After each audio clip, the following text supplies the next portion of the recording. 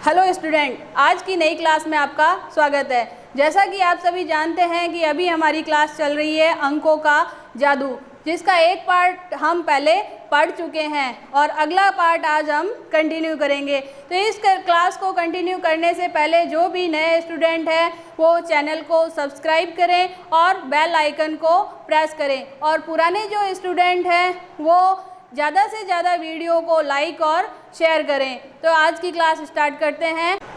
Next, परिमेय संख्या से आगे हम और बढ़े तो हमारे सामने एक नाम और आता है अपरिमेय संख्या, यानी कि इरेशनल नंबर। तो अपरिमेय संख्या क्या होती है और कैसे उसकी पहचान होती है, तो उसके बारे में हम और देख लेते हैं। अपरिमेय संख्या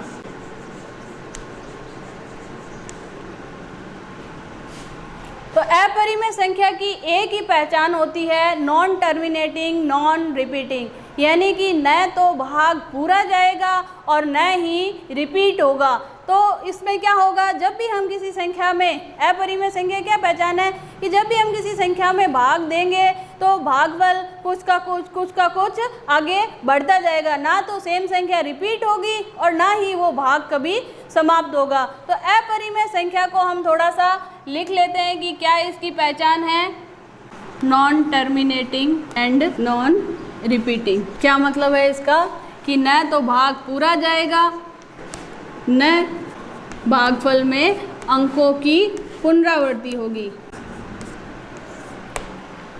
तो ये इसकी पहचान है, सिर्फ एक ही पहचान है, यानी अपरिमेय संख्याओं को पहचानना तो एकदम आसान है। तो अगर हम इसके एग्जाम्पल ले लें तो सबसे बड़ा इसका एग्जाम्पल पाई ही है। अब आप कहोगे कि पाई तो आसान है, इसका मान 22/7 होता है। तो ये पाई का मान 22/7 एग्जैक्ट मान नहीं है, ये सिर्फ इसको मान लिया है, क्योंकि इसको जब हम दशमलव में लिखते हैं तो यहाँ तक लिख लेते हैं, जबकि इसके आगे अंकों की पुनरावृत्ति होगी। जैसे ही आप कैलकुलेटर में 22 में 7 का भाग देंगे तो जितने डिजिट का भी आपका कैलकुलेटर है तो वहाँ तक इसके दशमलव के बाद अंक दर्शा देंगे। तो इस संख्या के बाद कुछ ना कुछ अंक बढ़ते जाएंगे, तो ना तो कोई सेम नंबर आएगा और ना ही ये भाग कभी ख़त्म होगा, कंटिन्यू आगे चलता रहेगा। ये 22/7 या 3.14 इसको सिर्फ हम मान लेते हैं, ये इसके एग्जैक्ट मान नहीं होते हैं, ये सिर्फ हम अपनी कैलकुलेशन के सॉल्व के लिए रख लेते हैं कि कैलकुलेशन आसान हो। तो सबसे बड़ी पहचान यही है कि भाग ख़त्म नहीं होता है और रिपीट होता रहता है। तो अपरिमेय संख्याओं में पाई, उसके बाद अंडर रूट वाली जितनी भी संख्याएं हैं जिनका स्क्वायर रूट नहीं निकलता, यानी वर्गमूल नहीं निकलता है, ये पूरा नहीं निकलता है, पूर्ण वर्ग संख्याएं नहीं है इसके अंदर, यानी कि अंडर रूट के अंदर अभाज्य संख्याएं हैं, तो ये सब संख्याएं क्या कहलाती है, अपरिमेय संख्याएं। क्लियर है? तो हमने परिमेय संख्या पढ़ ली, अपरिमेय संख्या पढ़ ली, अब नाम आता है रियल नंबर। नेक्स्ट है हमारा रियल नंबर या वास्तविक संख्याएं। अब रियल नंबर क्या होते हैं, रियल नंबर इन्हीं से बने हैं, यानी कि अब तक हमने जो संख्याएं पढ़ी है वो सभी संख्याओं का जो एक परिवार है, जो अब तक हम जितनी भी संख्याओं का हमने जादू सीखा, जो भी संख्याएं पढ़ी, ये सब मिलकर क्या कहलाती है, हमारी रियल नंबर। यानी कि अगर रियल नंबर में हम परिभाषा में लिखें तो परिमेय संख्याएं प्लस अपरिमेय संख्याएं, इन दोनों को मिलाकर क्या कहलाते हैं, रियल नंबर। यानी इन सभी संख्याओं का परिवार रियल नंबर, वास्तविक संख्याएं कहलाता है। तो इसका क्या मतलब हुआ कि अब तक हमने क्या क्या पढ़ा, अब तक हमने पढ़ा प्राकृत संख्या, पूर्ण संख्या, सम संख्या, विषम संख्या, धनात्मक संख्या यानी कि पॉजिटिव नंबर, नेगेटिव नंबर, उसके अलावा और अभाज्य संख्या,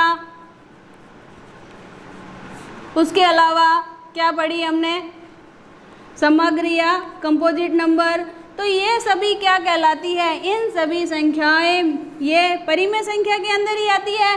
और इसके अलावा ये अपरिमेय संख्या जिसमें पाई है, रूट वाली संख्याएं हैं, तो ये सब मिलकर क्या कहलाती है, हमारे वास्तविक संख्याएं। तो अब आप कहोगे पूर्ण, प्राकृत, परिमेय, समग्र, क्या ये परिमेय संख्या है? बिल्कुल सही। यहीं से एक क्वेश्चन और बनता है जो कि हमारे कंपटीशन एग्जाम में भी पूछा जाता है, और ये क्या है कि क्या ये सभी संख्याएं यानी कि प्राकृत संख्या क्या एक परिमेय संख्या है?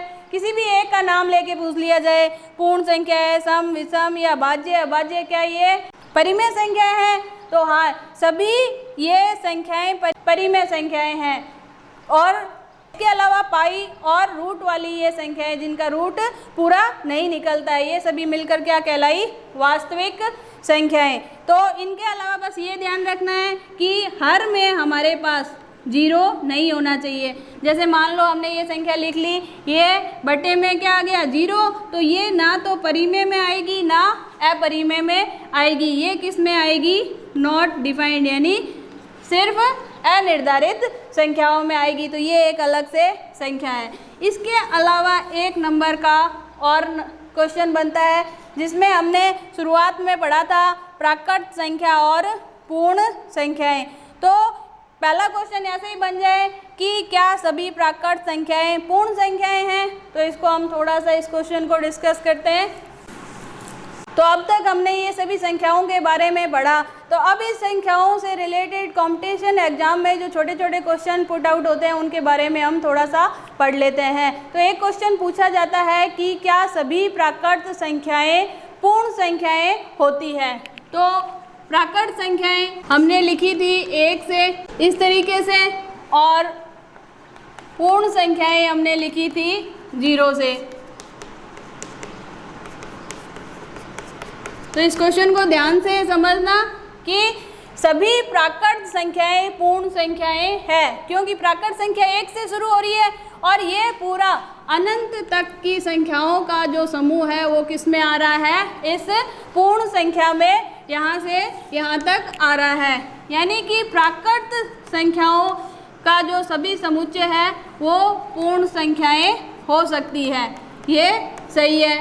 लेकिन अगर इसको पूछा जाए कि क्या सभी पूर्ण संख्याएं प्राकृत संख्या होती है, क्या सभी पूर्ण संख्या प्राकृत संख्या है, तो ये गलत होगा।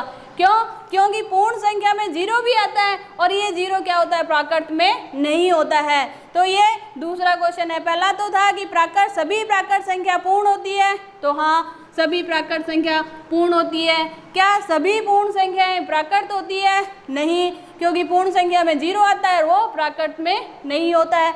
तो सभी पूर्ण संख्याएं प्राकृत संख्याएं नहीं होगी।